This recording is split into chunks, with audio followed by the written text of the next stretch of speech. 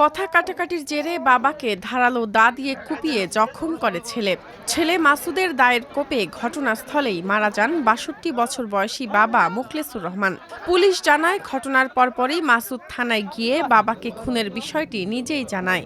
তাকে হেফাজতে নিয়ে জিজ্ঞাসাবাদ করা হচ্ছে। রংপুর সদর উপজেলার মমিনপুর ইউনিয়নের মহেশপুর ক্যানেলের পাড়ের নির্মাণাধীন বাড়িতে এই মর্মান্তিক ঘটনা ঘটে।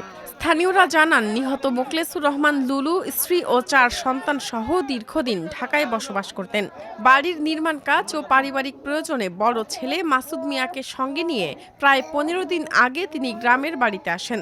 ২৯ ডিসেম্বর দুপুরে হঠাৎই বাবা ছেলের কথা কাটাকাটির এক পর্যায়ে বাবাকে দা দিয়ে কুপিয়ে হত্যা করে ছেলে। স্থানীয়দের অনেকে বলছেন, নেশার টাকার জন্য বাবা ছেলের মধ্যে বিরোধ থেকে এ ঘটনা ঘটে থাকতে পারে। আবার অনেকে বলছেন, মাসুদ কিছুদিন ধরে মানসিক সমস্যায় ভুগছিলেন। সে সপরিবারে ঢাকায় থাকে, মাঝে মাঝে আসে আর বাসায় কাজ করে।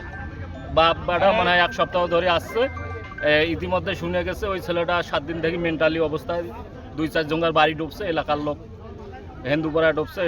রংপুরের কোতোয়ালি সদর থানার ভারপ্রাপ্ত কর্মকর্তা জহুরুল হক জানান, পারিবারিক কলহের জেরেই হত্যাকাণ্ডটি সংঘটিত হয়েছে বলে প্রাথমিকভাবে মনে করা হচ্ছে।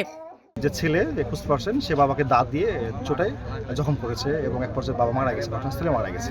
পরবর্তীতে ছেলে যে মিস্ত্রি ছিল সেই মিস্ত্রি ছেলেকে নিয়ে থানায় বর্তমানে আছে।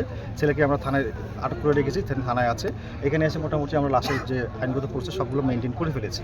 বাকিটা বিস্তারিত যেটা কি ঘটনা কি রহস্য এটা সম্পূর্ণ তদন্ত ইনশাআল্লাহ বের হয়ে আসবে। পুলিশ ঘটনাস্থল থেকে নিহতের লাশ উদ্ধার করে ময়না তদন্তের জন্য রংপুর মেডিকেল কলেজ হাসপাতালে পাঠিয়ে দেয়।